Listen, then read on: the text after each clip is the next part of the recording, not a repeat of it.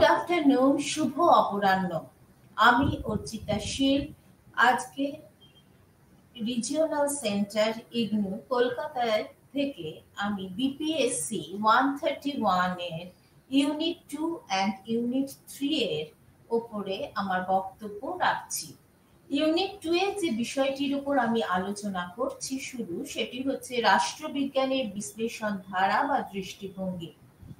Or you can say that various approaches to the study of politics. ইংরেজি শব্দ অ্যাপ্রোচের যদি বাংলা শব্দ বা বাংলা যদি প্রতিশব্দ ধরতে হয় তবে তাকে দৃষ্টিভঙ্গি বলা যায়। কোনো কোনো লেখক এই দৃষ্টিভঙ্গিকে আরেকটি নামে অভিহিত করে থাকেন, যার নাম হচ্ছে ধারা বলেও আমরা তাকে উল্লেখ করতে পারি।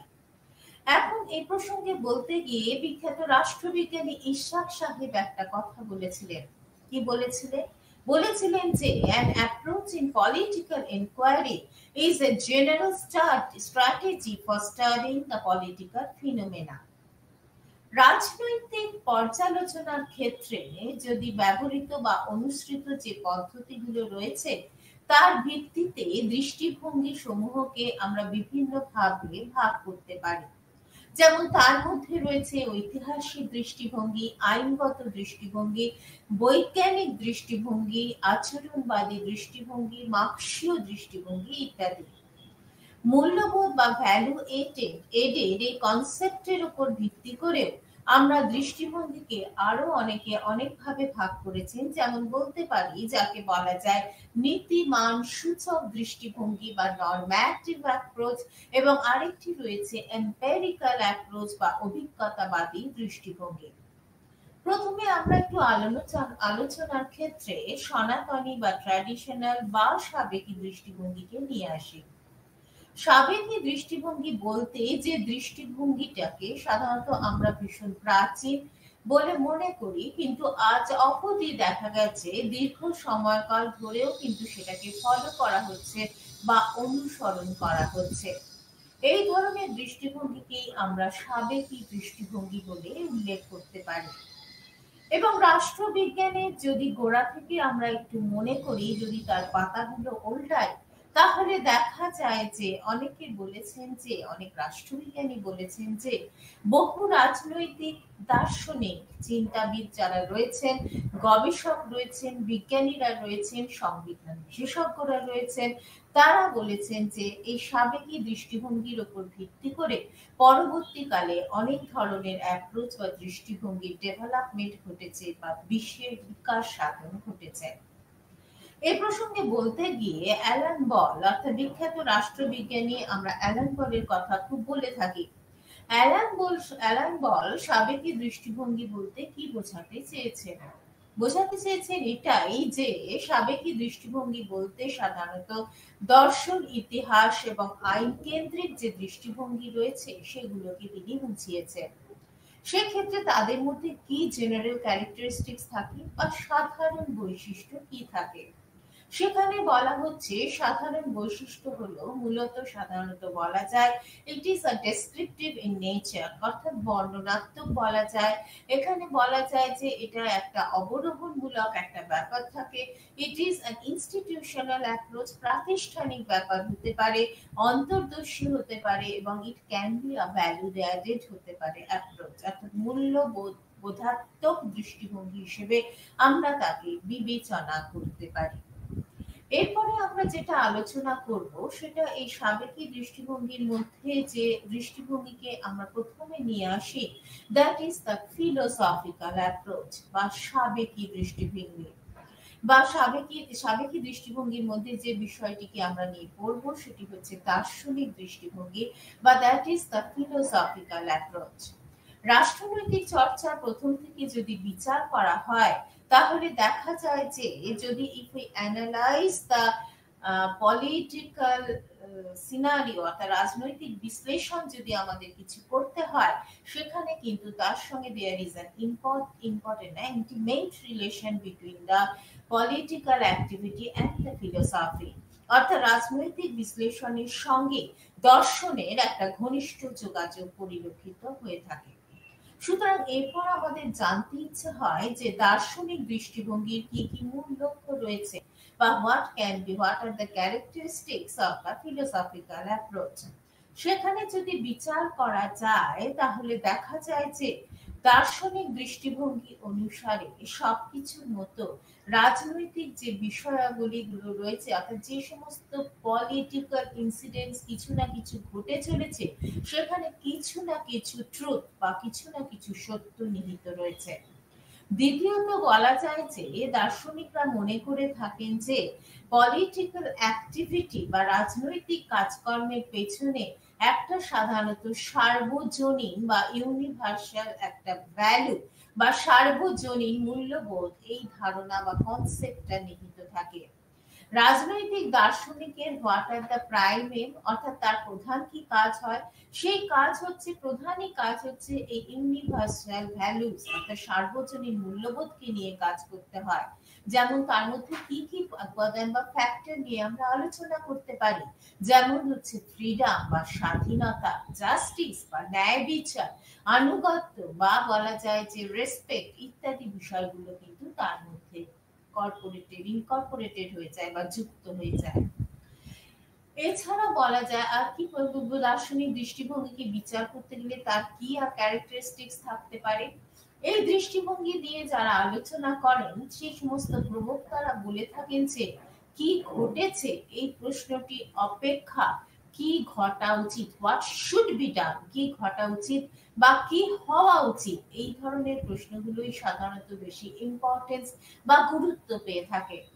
আদর্শ রাষ্ট্রের স্বরূপ, what will be the ideal characteristics of an ideal state, এই বিষয়টি বা ব্যক্তি ও রাষ্ট্রের মধ্যে সম্পর্কের প্রকৃতি, nature of relation between the state and the people, সুনাগরিকের যথার্থ কর্তব্য, what are the duties of the good citizens ইত্যাদি, এই সমস্ত প্রশ্নের উত্তরই সাধারণত মনে করা হয় দার্শনিক দৃষ্টিভঙ্গি দিয়ে থাকে। এছাড়াও চতুর্থত বলা যায় যে সাধারণত দার্শনিক দৃষ্টিভঙ্গি ভীষণভাবে অনেক সময় অনেকে বলে থাকেন যে it is an imaginary concept, or you can rather say it is an utopian concept, অর্থাৎ এটাকে অনেকে কাল্পনিক চিন্তা বা অনুমান নির্ভর বলে মনে করেন। It is based on very much on the concept of assumption. সাধারণত কিছু পূর্ব অনুমানকে স্বতঃসিদ্ধ বলে ধরে নিয়ে সেখানে কাজটাকে এগিয়ে নিয়ে যাওয়া হয় এবং সেই পূর্ব অনুমানের ভিত্তিতে সাধারণত চেষ্টা করা হয় টু মেক আ কনক্লুশন, অর্থাৎ একটা সিদ্ধান্ত নেওয়ার কথা ভাবা হতে থাকে। সাধারণভাবে দার্শনিক দৃষ্টিভঙ্গি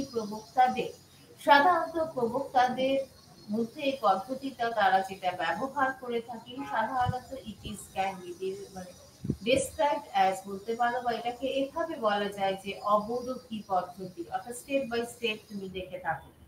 দার্শনিক দৃষ্টিভঙ্গি অনেক সময় অনেক অ্যাবস্ট্রাক্ট আইডিয়া নিয়ে কাজ করে, অর্থাৎ বহু বিমূর্ত ধারণা সাধারণত গড়ে তোলে।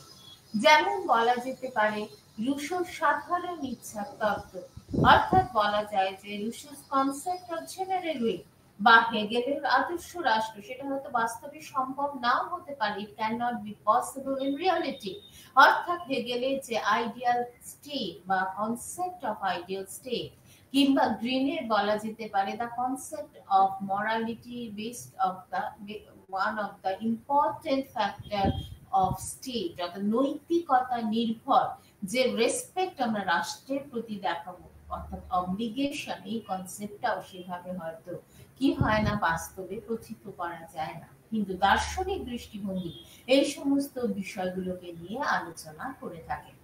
সুতরাং দার্শনিক দৃষ্টিভঙ্গি নিয়ে যখন আলোচনাটা এগিয়ে নিয়ে যাওয়া হচ্ছে, সেখানে বলা হচ্ছে যে এখানে তাহলে এই যে সীমাবদ্ধতাগুলো কিছুটা রয়েছে, কিছুটা লিমিটেশন রয়েছে, কিন্তু এই কনসেপ্টটাকে আমরা কখনোই ইগনোর করতে পারি না বা উপেক্ষা করতে পারি না। কেন কেন করতে পারি না?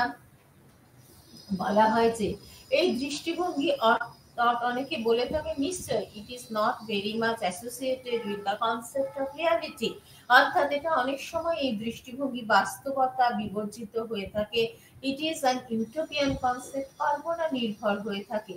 কিন্তু সঙ্গে সঙ্গে it is an ideal and normative concept, অর্থাৎ বলা যেতে পারে এটা একটা আদর্শবাদী এবং নীতিমান সূচক ধারণা নিয়ে কথা বলে। দ্বিতীয়ত বলা হচ্ছে যে নিচে স্টেটের কথা রুশো বলেছিলেন, অর্থাৎ প্রকৃতি রাজ্যের মানুষের যে আইডেন্টিটি বা স্বরূপ সম্পর্কে এই ধারণার বশবর্তী রুশো, হবস তারা তো কন্ট্রাক্ট থিওরি রচনা করেছিলেন। সেক্ষেত্রে তারা দেখিয়েছিলেন যে মানুষ কিন্তু ভীষণভাবে সেলফিশ মাইন্ডেড হয়ে থাকে, অর্থাৎ সেলফ সেন্টার্ড হয়ে থাকে। হিউম্যান বিইং অর্থাৎ মানুষ মাত্রই হচ্ছে ভীষণভাবে স্বার্থান্বেষী হয়ে থাকে এবং they are very much powerful in nature. অনেক ক্ষেত্রে তারা হচ্ছে যে ভীষণভাবে পাওয়ার অ্যাকোয়ার করতে চায় বা ক্ষমতা লোভী হয়ে থাকে।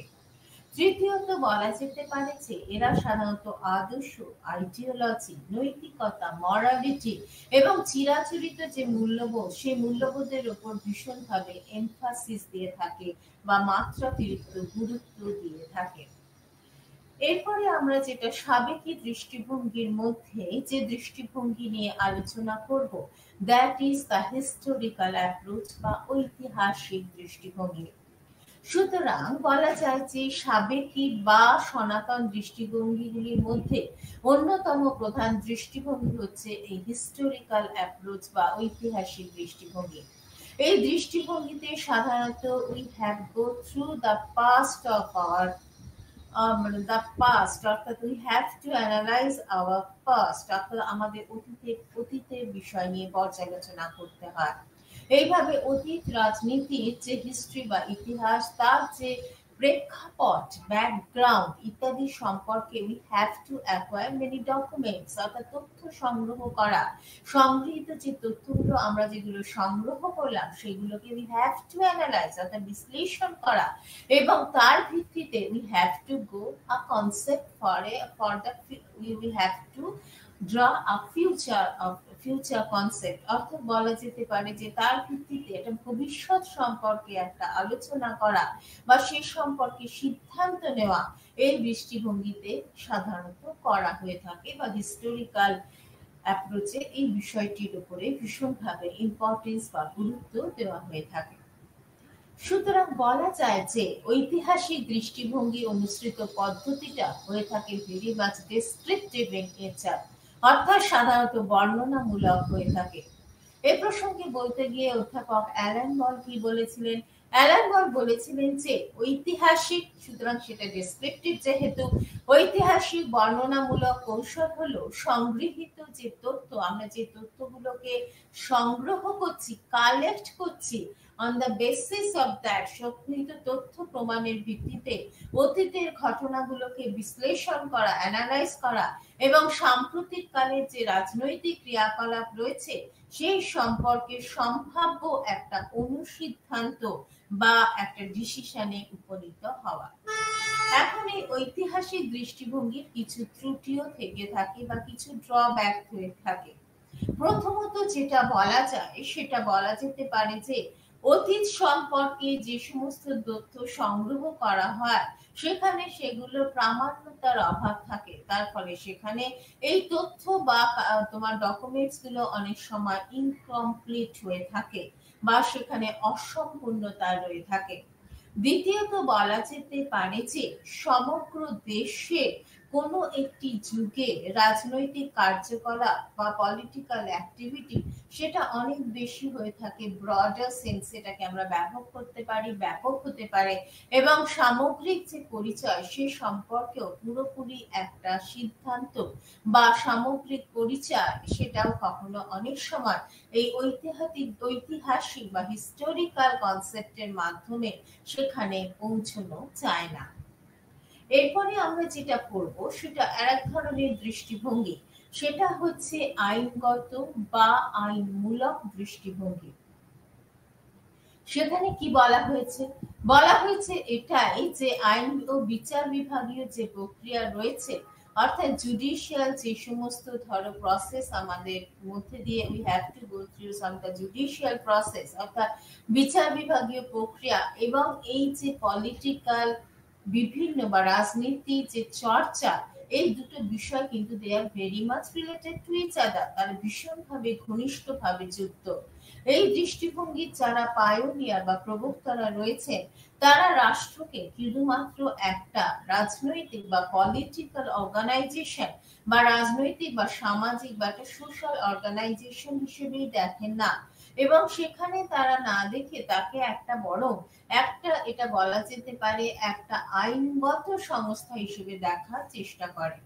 এবং এই প্রসঙ্গে বলতে গিয়ে আমরা ব্রিটিশ সংবিধান বিশেষজ্ঞ এবি ডাইসির কথা বলতে পারি। এছাড়াও হেনরি মেইন, পোলক, মল্যান্ড প্রমুখ চিন্তাবিদদের কথা বলতে পারি। তারা কিভাবে ব্যাখ্যা করার চেষ্টা করেছেন? তারা আইনের সাহায্যে নেচার অফ দ্য স্টেট অর্থাৎ রাষ্ট্রের প্রকৃতি এবং the role of the state অর্থাৎ রাষ্ট্রের ভূমিকাকে ডিসক্রাইব করার চেষ্টা করেছেন বা ব্যাখ্যা করার চেষ্টা করেছেন। প্রধানত প্রত্যেক দেশের যে কনস্টিটিউশন বা শাসনতন্ত্র বা বলা যেতে পারে তার যে সার্বভৌমিকতা, ইন্ডিপেন্ডেন্স অফ প্রত্যেকটা স্টেটই হচ্ছে দ্য সভারেন ইন নেচার, অর্থাৎ তাদের যে আইনগত সার্বভৌমিকতা বা আইনের অনুশাসন, that is the concept of rule of law, বা সরকারের যে বিভিন্ন বিভাগ, আমরা তো জানি যে সরকারের সাধারণত তিনটে বিভাগ থাকে, আইন, শাসন, বিচার বিভাগ, অর্থাৎ লেজিসলেটিভ, এক্সিকিউটিভ অ্যান্ড জুডিশিয়ারি। এখানে সরকারের বিভিন্ন বিভাগে যে আইনগত কাঠামো এবং কার্যাবলীর মধ্যে সাধারণত এই দৃষ্টিভঙ্গির যারা প্রবক্তা তারা বলেছেন যে আমাদের এই দৃষ্টিভঙ্গি কিন্তু এই কাজের মধ্যেই সেটা লিমিটেড থাকবে বা সীমাবদ্ধ থাকবে। সুতরাং দেখা যাচ্ছে এই কনসেপ্টে সাধারণত বলা হয় যে এই দৃষ্টিভঙ্গিকে বিচার করা হয়। তাহলে এই যে সাবেকি বা সনাতন দৃষ্টিভঙ্গির মধ্যে আমরা এইগুলো নিয়ে আলোচনা করলাম। সুতরাং এরপর আমরা যেটা পড়বো, what are the limitations of এই সনাতন বা ট্র্যাডিশনাল অ্যাপ্রোচের। সুতরাং সনাতন দৃষ্টিভঙ্গির কি সীমাবদ্ধতা রয়েছে? এই দৃষ্টিভঙ্গিতে সাধারণত রাজনৈতিক যে আলোচনাগুলো করা হয়ে থাকে সেগুলো দেখা যাচ্ছে যে কনসেপ্টটা শুধুমাত্র রাজনৈতিক প্রতিষ্ঠান বা পলিটিক্যাল অর্গানাইজেশনের মধ্যেই সেটা লিমিটেড থাকে, অর্থাৎ রাজনৈতিক প্রতিষ্ঠানের বর্ণনার মধ্যেই সেটাকে লিমিটেড রাখা হয় বা সীমাবদ্ধ করে রাখা হয়। দ্বিতীয়ত বলা যায় যে ধরুন কয়েকটা দেশে পলিটিক্যাল অর্গানাইজেশন ছাড়াও তো নানা ধরনের সামাজিক অর্থাৎ সোশ্যাল এবং অর্থনৈতিক ইকোনমিক অর্গানাইজেশন থেকে থাকে, পারসিস্ট করে ইন এ সোসাইটি। এছাড়াও নানা ধরনের আরো অর্গানাইজেশনও সেখানে বিলং করে বা সেখানে থেকে থাকে, যেমন পলিটিক্যাল পার্টি, সে দেশের রাজনৈতিক দল, দেশের রাজনৈতিক ব্যবস্থা বা পলিটিক্যাল সিস্টেমে একটা ইম্পর্টেন্ট রোল প্লে করে থাকে।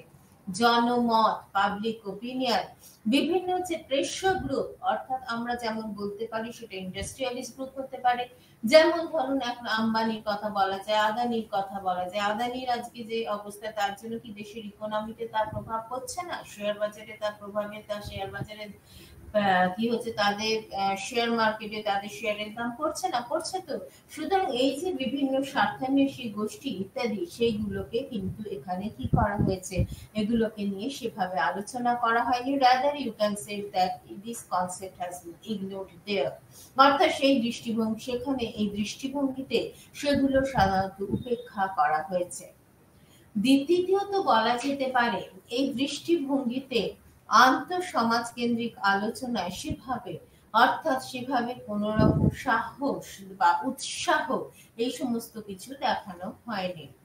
চতুর্থত বলা যেতে পারে সনাতন দৃষ্টিভঙ্গির অপর একটি মারাত্মক বা বেশি একটা বলা যায় যে খুব ট্রিমেন্ডাস একটা ড্রব্যাক বা লুফোলস বা উইকনেস যাই বলো না কেন, দুর্বলতা হলো যে এই দৃষ্টিভঙ্গির যারা সমর্থকরা রয়েছে তারা রাষ্ট্রবিজ্ঞানের আলোচনাকে কেবলমাত্র উন্নত দেশগুলির রাজনৈতিক প্রতিষ্ঠানগুলির মধ্যে সীমাবদ্ধ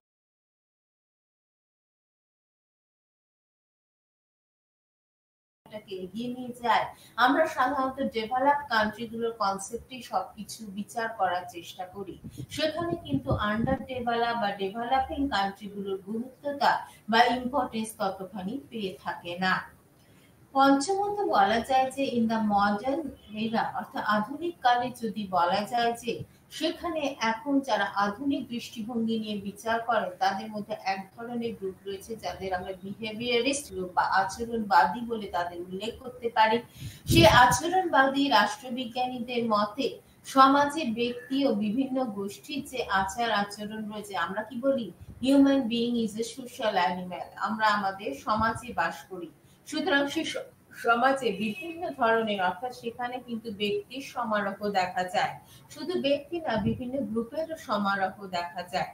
সুতরাং ব্যক্তি এবং বিভিন্ন গোষ্ঠীর সেই যে আচার আচরণ রয়েছে বা বিহেভিয়ার রয়েছে তাকে বিশ্লেষণ না করে রাজনৈতিক প্রক্রিয়া সম্পর্কে যদি আমরা আলোচনাটাকে এগিয়ে নিয়ে যেতে পারি, তার দিয়ে যেতে চাই, তাহলে সেই রাজনৈতিক প্রক্রিয়া সম্পর্কে আলোচনা একটা সঠিক বা ঠিক কনসেপ্ট নাও পাওয়া যেতে পারে। আর এছাড়াও যেটা সব থেকে বড়, আজকে তো আমাদের ইন্টারন্যাশনাল সিনারিওতে আমাদের কি করতে হয়, আমাদের বিলং করতে হয়।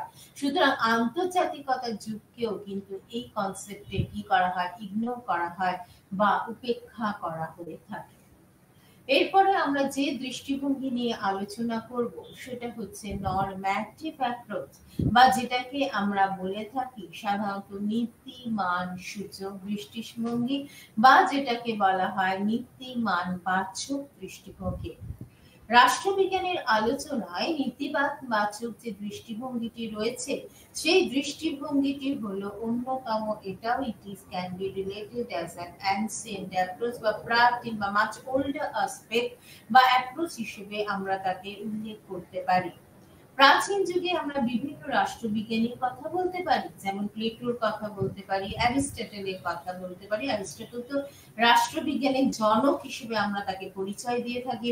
মধ্যযুগের অগাস্টাইনের কথা বলতে পারি, সেন্ট থমাস অ্যাকুইনাস আছে, আধুনিক যুগের ম্যাকিয়াভেলি আছে, যিনি সত্যি রাজনীতিকে ধর্ম থেকে বিচ্ছিন্ন করার চেষ্টা করেছিলেন।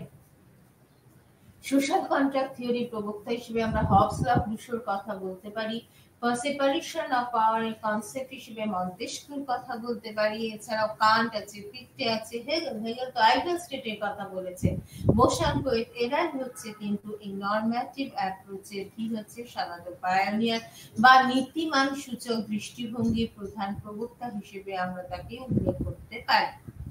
এক্ষেত্রে বলা হচ্ছে তাহলে এই দৃষ্টিভঙ্গি প্রবক্তাদের কি মূল উদ্দেশ্য হয়ে থাকে।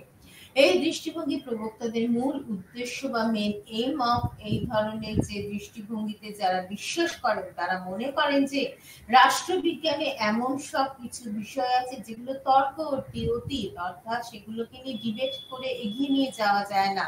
সুতরাং তর্কাতীত আদর্শ নীতিবোধের সন্ধান দেওয়া, অর্থাৎ যে বিষয়টাকে নিয়ে কোন রকম ডিবেটেবল সেই বিষয়টি হবে না, সেই ধরনের কোন বিষয় বা মরালিটি নিয়ে আলোচনা করা যার ভিত্তিতে on the basis of that একটা কনসেপ্ট ডেভেলপ করবে, that is an ideal state system, একটা আদর্শ রাষ্ট্র ব্যবস্থা গড়ে তোলার কথা বলা হয়েছে। এখন তাহলে এরপরে আমরা বলে থাকি যে what is the definition of normative approach, অর্থাৎ নীতিমান বাচক দৃষ্টিভঙ্গি বলতে আমরা কি বুঝিয়ে থাকি। সাধারণত নীতিমান বাচক দৃষ্টিভঙ্গি বলতে সাধারণত সেই দৃষ্টিভঙ্গি বা সেই অ্যাপ্রোচটিকে বোঝানো হয়ে থাকে যা রাজনৈতিক আলোচনাকে বা পলিটিক্যাল ডিসকাশনকে সাধারণত সোশ্যাল আইডিওলজি, সামাজিক আদর্শ এবং গুরুত্ব না দিয়ে, অর্থাৎ সেখানে হচ্ছে যে রাজনৈতিক বিষয়ক আলোচনায় সেখানে কি হচ্ছে এই বাস্তব যে ঘটনা বা কাঠামো বলনা ঘটনা যেটা রয়েছে সেখানে গুরুত্ব না দিয়ে বরং আদর্শ আইডিওলজি বা লক্ষ্যের উপর বেশি গুরুত্ব দেওয়ার কথা বলা হয়েছে। তাহলে what are the characteristics of the normative approach, অর্থাৎ নীতিমান সূচক দৃষ্টিভঙ্গির কি কি বৈশিষ্ট্য হতে পারে। নীতিবাচক দৃষ্টিভঙ্গিতে সাধারণত যেটা রিয়েলিটিতে যে সমস্ত ইনসিডেন্ট গুলো ঘটে যাচ্ছে, অর্থাৎ বাস্তব ঘটনা থেকে আদর্শ এবং লক্ষ্য দুটো বিষয়ের উপর বেশি ইম্পর্টেন্স দেওয়া হয়। আদর্শ মানে হচ্ছে আইডিওলজি এবং লক্ষ্য হচ্ছে এম, এই দুটো বিষয়ের উপর ভীষণভাবে ইম্পর্টেন্স বা গুরুত্ব দেওয়া হয়ে থাকে। দ্বিতীয়ত বলা যায় যে নীতিবান বাচক দৃষ্টিভঙ্গিতে সাধারণত যে আদর্শ বা লক্ষ্যের উপরে গুরুত্ব দেওয়া হয় বা ইম্পর্টেন্স দেওয়া হয়ে থাকে ঠিকই, তবে এতে জ্ঞানের অনুশীলনের উপরেও যথেষ্ট গুরুত্ব দেওয়া হয়ে থাকে। অর্থাৎ মানুষের নলেজটা যাতে ফ্লারিশমেন্ট ঘটে সেই ব্যাপারটাও কিন্তু নরম্যাটিভ অ্যাপ্রোচ দেখে থাকে। তৃতীয়ত বলা যেতে পারে যে এই দৃষ্টিভঙ্গিতে শুধু যে একটা আইডিওলজি, আদর্শ বা লক্ষ্য, এই এমটার উপরে বেশি গুরুত্ব বা ইম্পর্টেন্স দেওয়া হয় সেটা দেওয়া হয় না, বরং এতে বলা হয়েছে যে জ্ঞান, যে তোমার যে নলেজ আছে সেটাকে কালচার করো, অর্থাৎ জ্ঞানের অনুশীলনের উপরেও যথেষ্ট ইম্পর্টেন্স বা গুরুত্ব দেওয়া হয়ে থাকে। এছাড়া বলা হয় নীতিবাচক জ্ঞানবাচক দৃষ্টিভঙ্গিতে সাধারণত কি হচ্ছে, মানে ন্যায় অন্যায়, ভালো মন্দ, গুড ব্যাড, উচিত অনুচিত, what should be done, which not should be done, এই প্রশ্নগুলোকে উপরে ভীষণভাবে ইম্পর্টেন্স বা গুরুত্ব দেওয়া হয়। আর পদ্ধতিগত দিক থেকে সাধারণত দেখা যায় যে নীতিমান মূলক দৃষ্টিভঙ্গি হলো সাধারণত মূলত অবরোহীমূলক হয়ে থাকে। এখন আমরা নীতিমান বাচক দৃষ্টিভঙ্গির কিছুটা সমালোচনা বা ক্রিটিসাইজ করে থাকি। কি বলা হয়েছে? প্রথমত বলা যায় যে এই দৃষ্টিভঙ্গি অতিমাত্রায় হচ্ছে, সেটা কি হয়ে থাকে, ভীষণভাবে আদর্শ ভিত্তিক বা আইডিওলজিক্যাল হয়ে থাকে এবং অনেকটাই কল্পনাশ্রয়ী। যেটাই আইডিওলজিক্যাল হবে, আদর্শ আদর্শ বলতে গেলে মানুষকে কল্পনা করতে হয়, সুতরাং কল্পনাশ্রয়ী হওয়ার জন্য এই দৃষ্টিভঙ্গি প্রবক্তাদের সিদ্ধান্ত অনেক ক্ষেত্রে বলা যেতে পারে যে অবাস্তব হয়ে ওঠে। দ্বিতীয়ত বলা হয়েছে এই দৃষ্টিভঙ্গির যারা ফলোয়ার রয়েছেন বা অনুসরণকারীরা রয়েছেন তারা সাধারণত বর্ণনার উপর বেশি ইম্পর্টেন্স দিয়ে থাকে। অর্থাৎ বর্ণনা মানে কি হচ্ছে, ডেসক্রিপশন, এই ব্যাপারটির উপর বেশি ইম্পর্টেন্স দেওয়া হয়ে থাকে। কিন্তু তত্ত্ব গঠন, একটা স্ট্রাকচার্ড একটা থিওরি কনসেপ্ট, একটা থিওরিটিক্যাল কনসেপ্ট ডেভেলপ করার ক্ষেত্রে তারা কিন্তু এগিয়ে আসেন না বা কিছুতেই তারা সে ব্যাপারে বক্তব্য পেশ করেন না। তৃতীয়ত বলা যেতে পারে যে যে কোনো মতবাদকে যদি ঠিক সেইভাবে প্রতিষ্ঠিত করতে হলে পর্যাপ্ত প্রাসঙ্গিক তথ্য থাকা দরকার, মানে একটা বেশ সাফিসিয়েন্ট রেলিভেন্ট তোমার ডকুমেন্টেশনের প্রয়োজন আছে এবং সংগৃহীত যে তথ্যগুলি রয়েছে তার সম্যক বা সমান একটা জাস্টিফিকেশনের প্রয়োজন আছে, অর্থাৎ সংগৃহীত তথ্যাদি সম্যক বিচার বিশ্লেষণ আবশ্যক হয়ে থাকে। চতুর্থত বলা হচ্ছে যে অতি বেশি বলা হচ্ছে, অনেক সময় হেলিমাস মানুষ হচ্ছে ইমাজিনেটিভ ইন নেচার, অর্থাৎ বলা যায় অতি বেশি কল্পনা এবং অ্যাসাম্পশন নির্ভর হয়ে যাওয়ার জন্য এই দৃষ্টিভঙ্গি যে কতখানি অ্যাক্টিভলি কাজ করতে পারবে সেখানেও একটা কোশ্চেন মার্ক উঠে আসে বা প্রশ্ন জেগে ওঠে। সুতরাং দেখা যায় যে, তাই বলা যায় যে কোনো তত্ত্বকে যদি সায়েন্টিফিক হতে হয়, বিজ্ঞানসম্মত হতে হয়, তবে তাকে ভীষণভাবে মেটেরিয়ালিস্টিক হতে হবে, বস্তুনিষ্ঠ হতে হবে এবং আরেকটা হতে পারে হয়েছে it can be a value neutral, অর্থাৎ মূল্যমান নিরপেক্ষ হতে হয়। এরপরে আমরা যেটা আলোচনা করব, আমরা তো সাবেকি দৃষ্টিভঙ্গি বললাম, এরপরে আমরা আধুনিক দৃষ্টিভঙ্গি নিয়ে যখন আলোচনাটা করছি সেখানে আমরা সাধারণত যেটা পড়ে থাকবো সেটা হচ্ছে বলা যেতে পারে বিহেভিয়ারাল অ্যাপ্রোচ বা আচরণবাদী দৃষ্টিভঙ্গি। এখন এই কনসেপ্টের কথা বলতে গেলে দেখা যায় যে 20th সেঞ্চুরিতে বা বিংশ শতকের প্রথম দশক থেকে, মানে first phase of the 20th century থেকে রাষ্ট্রবিজ্ঞানের আলোচনায় সাধারণত দেখা যাচ্ছে যে এই আচরণবাদ বা বিহেভিয়ারালিজম একটা গুরুত্বপূর্ণ ভূমিকা পালন করে থাকে। সেখানে কি বলা হচ্ছে যে সেখানে আমরা প্রথমে দুটো জিনিসকে বাদ দিই। কি বাদ দিই? সেখানে সনাতন পদ্ধতিতে যে ডেসক্রিপটিভ ব্যাপারটা, বর্ণনাত্মক এবং প্রাতিষ্ঠানিক কেন্দ্রিক অর্থাৎ ইনস্টিটিউশনাল, এই দুটো দৃষ্টিভঙ্গি বা অ্যাপ্রোচকে সাধারণত কি করা হয়, সাধারণত সেখানে বলা যেতে পারে বর্জন করে বরং সমাজের ভেতরে যে এন্টিটি গুলো রয়েছে, অর্থাৎ আন্তঃ সমাজ বিজ্ঞানের সহযোগিতায় বা কম্পিটিশনের মাধ্যমে বলা, কম্পিটিশন না কোঅপারেশনের মাধ্যমে সাধারণত দেখা যায় যে ব্যাপক অভিজ্ঞতাবাদী তত্ত্ব গড়ে তোলার একটা চেষ্টা এই আন্দোলনের মধ্যে দেখা গেছে, অর্থাৎ এম্পিরিক্যাল থিওরি গড়ে উঠুক সেই কথাটা ভাবা হচ্ছে। এইভাবে রেস ধরতে ধরতে আমরা ডেভিড ইস্টানের কথা বলতে পারি, অ্যালমন্ড পায়েলের কথা বলতে পারি, রবার্ট ডায়ালের কথা বলতে পারি। এবং এরা হচ্ছে কি জানেন তো, এরা হচ্ছে যে বেশ লিবারাল বিহেভিয়ারালিস্ট সায়েন্টিস্ট, অর্থাৎ এই সমস্ত রাষ্ট্রবিজ্ঞানীরা আচরণবাদের প্রসারে ব্যাপকভাবে নিজেদের কি করেছিলেন, নিজেদের আত্মবিশ্লেষণ করেছিলেন। এরপর আমরা যেটা পড়বো সেটা হচ্ছে আচরণবাদের সংজ্ঞা, অর্থাৎ what is the definition of, বলা যেতে পারে আচরণবাদ বা বিহেভিয়ারিজম। আচরণবাদের সংজ্ঞা প্রসঙ্গে যদি আমরা একটু বলতে চাই, তাহলে দেখা যায় যে রাষ্ট্রবিজ্ঞানে সাধারণত এই যে সায়েন্টিফিক আলোচনা বা বিজ্ঞানসম্মত পর্যালোচনার জন্য তার উপর ভিত্তি করে যে অভিজ্ঞতাবাদী তত্ত্ব গঠন, অর্থাৎ মানুষের কিন্তু জানো তো যেটা এক্সপিরিয়েন্সের একটা বিশাল জ্ঞান, বিশাল দাম থাকে, সেজন্য অভিজ্ঞতাবাদী তত্ত্ব গঠন এবং তত্ত্ব এবং যে গবেষণা তার পারস্পরিক ডিপেন্ডেন্সি বা নির্ভরশীলতার উপর ভিত্তি করে রাজনৈতিক কাঠামো বা একটা পলিটিক্যাল স্ট্রাকচারকে ডেভেলপ করা, বলা যেতে পারে গড়ে তোলাই আচরণবাদের বা মেন এইম হিসেবে বিবেচিত হয়ে থাকে। এই প্রসঙ্গে বলতে গিয়ে আমরা ডেভিড ট্রুম্যানের কথাও বলতে পারি। ডেভিড ট্রুম্যান কি বলেছিলেন, তিনি যেটা বলেছিলেন যে আচরণবাদ বলতে বোঝায় সাধারণত অনুমান সম্পর্কে, অর্থাৎ একটা অ্যাজিউম করে কিছু নিচ্ছ, সেই অনুমান সম্পর্কে একটা সংক্ষিপ্ত বিবৃতি, একটা ছোট কনসাইজ ফর্মে কিছু আলোচনা বা সাক্ষ্য এবং প্রমাণের একটা একটা ডিসিপ্লিন, অর্থাৎ কঠোর শৃঙ্খলাবদ্ধ বিন্যাস এবং অভিজ্ঞতাবাদী পদ্ধতি বা এম্পিরিক্যাল সিস্টেমের উপর ভীষণভাবে কি দেওয়া হয়ে থাকে, গুরুত্ব আরোপ করা হয়ে থাকে বা ইম্পর্টেন্স দেওয়া হয়ে থাকে। এখন বলা যেতে পারে যে এই আচরণবাদের কি কি বৈশিষ্ট্য বা ক্যারেক্টারিস্টিক্স রয়েছে।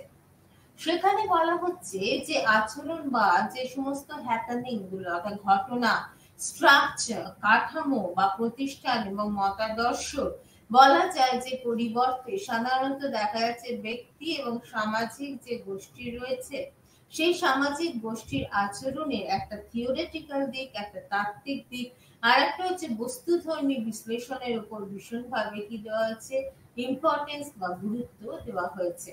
সুতরাং আমরা পলিটিক্যাল অ্যাক্টিভিটি বলে ডিক্লেয়ার করতে পারি না, সেই সমস্ত আচরণকে কি করা, আইডেন্টিফাই করা বা চিহ্নিত করা।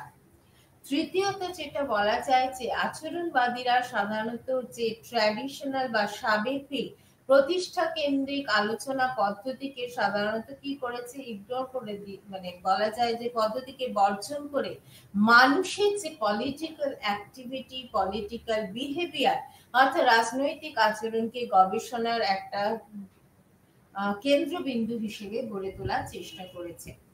এছাড়া বলা যায় আচরণবাদ সমাজ বিজ্ঞানের বিভিন্ন শাখার পারস্পরিক নির্ভর এই ধারণায় বা এই কমপ্লেক্সিটিতে বিশ্বাস করে।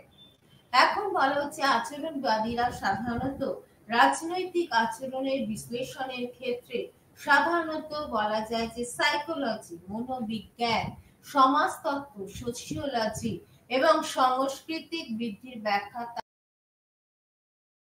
বলা যায় এই আচরণবাদ সাধারণত তত্ত্ব এবং গবেষণা, তত্ত্ব মানে যেটা থিওরি তোমার কাছে রয়েছে, আর গবেষণা মানে হচ্ছে যেটা এক্সপেরিমেন্ট রয়েছে, তত্ত্ব এবং গবেষণার পারস্পরিক নির্ভরশীলতার উপরে, অর্থাৎ ডিপেন্ডেন্সি, অর্থাৎ বলা যেতে পারে যে পারস্পর নির্ভর করছে, তার জন্য গুরুত্ব আরোপ করে থাকে বা ইম্পর্টেন্সের কথা ভাবে। আচরণবাদ সাধারণত প্রাকৃতিক বিজ্ঞানের ক্ষেত্রে সাধারণত দেখা গেছে যে বিভিন্ন পদ্ধতি এবং কলা কৌশল রাষ্ট্রবিজ্ঞানে প্রয়োগ করতে চায়। আচরণবাদ বিভিন্ন পদ্ধতি বা বিভিন্ন যে কলা কৌশল বা টেকনিক আবিষ্কার করছে, সেইগুলোকে কি করা যায়, প্রয়োগ করতে চায়। এছাড়া বলা যেতে পারে আচরণবাদীগণ রাজনৈতিক আলোচনাকে সবসময় কি চেষ্টা করেছে, নিরপেক্ষ বা নিউট্রাল রাখার চেষ্টা করেছে। এই প্রসঙ্গে বলতে গিয়ে আমরা ডেভিড ইস্টানের কথা বলতে পারি। ডেভিড ইস্টান যিনি বিখ্যাত, সেটা হচ্ছে তার তত্ত্বের জন্য বিখ্যাত, that is the system across theory. অর্থাৎ ডেভিড ইস্টার্নে বলেছিলেন যে বলা যেতে পারে যে ডেভিড ইস্টার্ন সম্বন্ধে বলা যেতে পারে যে দেখা যায় যে ডেভিড ইস্টার্নের বক্তব্য যেটা রয়েছে সেখান থেকে আমরা কিন্তু কিছু কিছু আচরণবাদের বৈশিষ্ট্য, আচরণবাদ বলবো না, রাদার বলবো যে পোস্ট বিহেভিয়ারিজম অর্থাৎ উত্তর আচরণবাদের কিছু কিছু বৈশিষ্ট্য বা ক্যারেক্টারিস্টিক্স এর কথা আমরা বলতে পারি। এখন বলা হচ্ছে কি কি বলা যেতে পারে। প্রথমত যেটা বলা যায় সেটা হচ্ছে যে রাষ্ট্রবিজ্ঞানের আলোচনায় পদ্ধতিগত বিষয়ের তুলনায় সামাজিক প্রাসঙ্গিকতার বিষয়টি বেশি গুরুত্ব পায়। নিশ্চয়ই সেটা পেয়ে থাকে। আলোচনা পদ্ধতিগত মানে সমস্ত কিছু শুধুমাত্র টেকনিক দিয়ে বিচার করে তার উপর ভিত্তি করে কোনো ইনসিডেন্সকে আমি ব্যাখ্যা করব, সেটা নাও হতে পারে। তার তুলনায় বলা যেতে পারে যে সোশ্যাল রেলিভ্যান্স বা সামাজিক যে প্রাসঙ্গিকতা রয়েছে সেই প্রাসঙ্গিকতার বিষয়টি অনেক বেশি ইম্পর্টেন্স বা গুরুত্ব পেয়ে থাকে। দ্বিতীয়ত যেটা বলা যায় যে উত্তর আচরণবাদ আচরণবাদের ন্যায় সোশ্যাল রেসপন্সিবিলিটি বা সামাজিক দায়বদ্ধতাকে কখনোই ইগনোর করতে পারে না বা উপেক্ষা করতে পারে না। তৃতীয়ত যেটা বলা যায় যে পোস্ট বিহেভিয়ারিজম অর্থাৎ উত্তর আচরণবাদ আচরণবাদের ন্যায় সামাজিক যে দায়বদ্ধতা, যে সোশ্যাল রেসপন্সিবিলিটি, সেটাকে সাধারণত দেখা গেছে যে পুরোপুরি ইগনোর করে না বা বলা যেতে পারে যে সামাজিক দায়বদ্ধতাকে অস্বীকার করে না। এছাড়াও বলা যেতে পারে যে উত্তর আচরণবাদ মনে করে যে এই যে ভ্যালু বা মূল্যবোধের ধারণাকে অস্বীকার করতে রাষ্ট্রবিজ্ঞানের আলোচনাকে কখনোই খুব বিজ্ঞানসম্মত বলা যেতে পারে যে করা যায় না। অর্থাৎ মূল্যবোধের ধারণাকে যদি পুরোপুরি অর্থাৎ মূল্যবোধ মানে ভ্যালু এই কনসেপ্টটাকে আমি হটিয়ে দিলাম, ইগনোর করলাম, তাহলে কিন্তু রাষ্ট্রবিজ্ঞানের আলোচনা কখনো এগোবে না। বাট ইট ক্যান নট, এবং বলা যায় যে it can not be scientific approach, বিজ্ঞানসম্মত হয় না। এছাড়া বলা যায় যে উত্তর আচরণবাদীরা বলে থাকেন যে বুদ্ধিজীবী বা যে ইন্টেলেকচুয়াল ক্লাস রয়েছে সেই বুদ্ধিজীবীদের মানবিক মূল্যবোধ, তাদের মধ্যে যে হিউম্যানিজম থাকে, যাতে পারসিস্ট করে, এই ব্যাপারটার উপরে যথেষ্ট গুরুত্ব বা দায়িত্ব দেওয়া হয়ে থাকে। এছাড়া বলা হচ্ছে যে সামাজিক দায়বদ্ধতা অর্থাৎ সোশ্যাল রেসপন্সিবিলিটি সম্পর্কে ছাড়া কখনোই কোনো জ্ঞান বা কোনো একটা বলতে পারো যে নলেজকে ডেভেলপ করা যায় না। সব মানুষ, আমরা বলছি মানুষ যেহেতু সমাজবদ্ধ জীব, সেই জন্য মানুষকে মধ্যে একটা সোশ্যাল রেসপন্সিবিলিটি সব সময় কাজ করতে থাকে। এছাড়া বলা যায় যে অন্যান্য বুদ্ধিজীবীদের তুলনায় রাষ্ট্রবিজ্ঞানীদের অনেকে বলে থাকেন যে তাদের রেসপন্সিবিলিটি বা দায়বদ্ধতা বলতে পারা যায় যে অনেক বেশি হয়ে থাকে। এই হচ্ছে মোটামুটি উত্তর আচরণবাদ। এরপরে আমরা যেটা পড়ব সেক্ষেত্রে এই আধুনিক আচরণ বা আধুনিক যে দৃষ্টিভঙ্গি রয়েছে তার মধ্যে আমরা যেটা পড়ব দ্যাট ইজ ফেমিনিজম বা যেটাকে বলা হয়ে থাকে নারীবাদ। নারীবাদ সম্পর্কে কি বলা যায়? আমরা খুব এখন বলি আমরা feminist in our ideology, feminist in I am very much feminist in character, অর্থাৎ নারীবাদ নিয়ে আমরা খুব কথা বলে থাকি। সাম্প্রতিক কালে বা মডার্ন এরাতে যদি দেখা যায় তাহলে দেখা যায় রাষ্ট্রবিজ্ঞানের আলোচনায় নারীবাদী দৃষ্টিভঙ্গি ভীষণ গুরুত্ব পেতে শুরু করেছে এবং সেখানে অনেকে বলেন যে এই যে ফেমিনিজমের এতটা ডেভেলপমেন্ট তার পেছনে কিন্তু মার্ক্সবাদ বা মার্কসিজম এবং উত্তর আধুনিকতা বা পোস্ট মডার্নিজম এই কনসেপ্টটা বেশি গুরুত্ব বা তাদের অনুপ্রেরণায় এই ফেমিনিজমের কনসেপ্টটা ডেভেলপ করেছে। নারীবাদ হচ্ছে এমন একটা পাওয়ার বা শক্তি যা নারী জাতিকে একটা সেলফ কনসাস করে ডেভেলপ করে থাকে, একটা আত্মসচেতন সোশ্যাল ক্লাস হিসেবে নিজেকে ডেভেলপ করতে সাহায্য করে থাকে।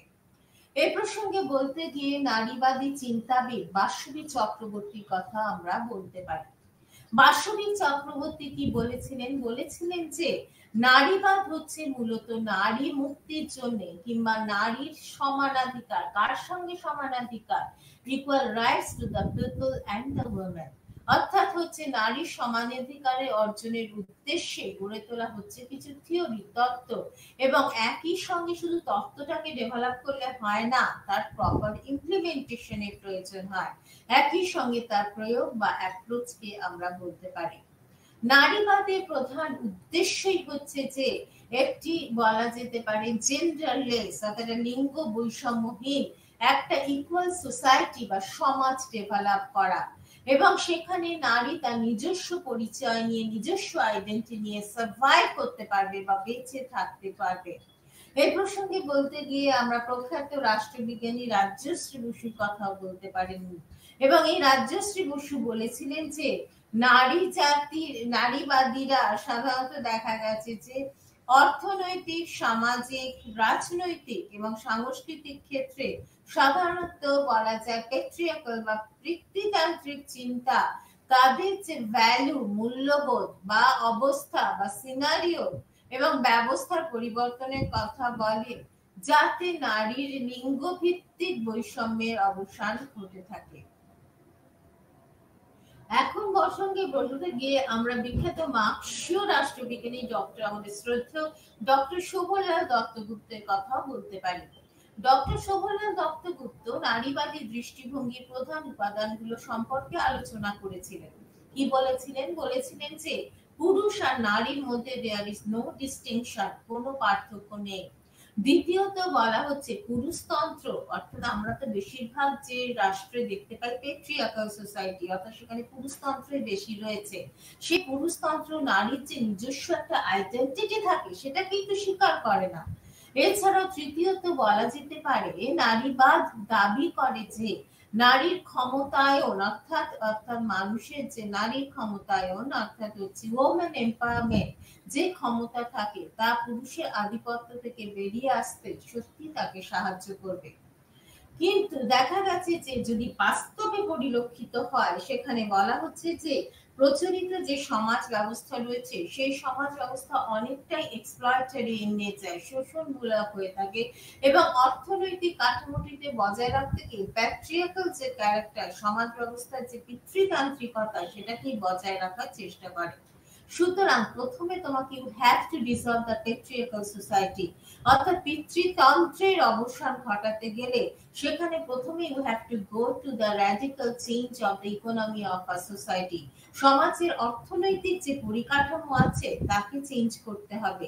আর এই পরিবর্তন করতে পারে কার মাধ্যমে? অর্থাৎ যে নারী সম্প্রদায় বা উমেন রয়েছে যারা হচ্ছে ভীষণভাবে এক্সপ্লয়েটেড, অর্থাৎ শোষিত হয়ে থাকে, সেই শোষিত নারী এবং যারা ভালো পুরুষ, মানে যারা সত্যি একে কদর দেয়, তাদের জয়েন্ট ভেঞ্চার বা যৌথ সংগ্রাম বা অ্যাজিটেশনের মাধ্যমে এটা করা যেতে পারে। প্রগতিশীল নারীবাদীরা বা র্যাডিক্যাল নারীবাদীরা কি মনে করে থাকে? র্যাডিক্যাল নারীবাদীরা মনে করে থাকেন যে পুরুষের তুলনায় যদি কম্পেয়ার করি পুরুষ আর নারীর মধ্যে, পুরুষের তুলনায় নারীর নৈতিক এবং সাংস্কৃতিক যে বিচিত্রা সেটা অনেক বেশি ভালো বা অনেক বেশি তাকে সম্মান করা যায়। কিন্তু এই সত্যটিকে স্বীকার করতে রাজি নয় এই র্যাডিক্যাল নারীবাদীরা। এই জন্য প্রয়োজন হচ্ছে কি হচ্ছে প্রচলিত যে পুরুষতন্ত্র ভিত্তিক যে রাষ্ট্রতন্ত্র রয়েছে, যেমন ব্রিটেনের মনার্কি রয়েছে, তার পরিবর্তন ঘটাতে হবে বা তার চেঞ্জ ঘটাতে হবে, এবং সেখানে প্রত্যেক মানুষের লক্ষ্য হবে একটা সেপারেট একটা নারীবাদী রাষ্ট্রতন্ত্র ডেভেলপ করা। এরপরে আমরা যেটা পড়বো সেটা হচ্ছে যে মার্ক্সীয় চিন্তাধারা বা মার্ক্সিয়ান কনসেপ্ট, এবং সেখানে দেখা যায় যে মার্ক্সবাদীদের মতে রাষ্ট্রীয় ক্ষমতায় বলো রাজনীতির সর্বাপেক্ষা বলা যায় যে আলোচনার বিষয় হিসেবে গুরুত্বতা পেয়ে থাকে।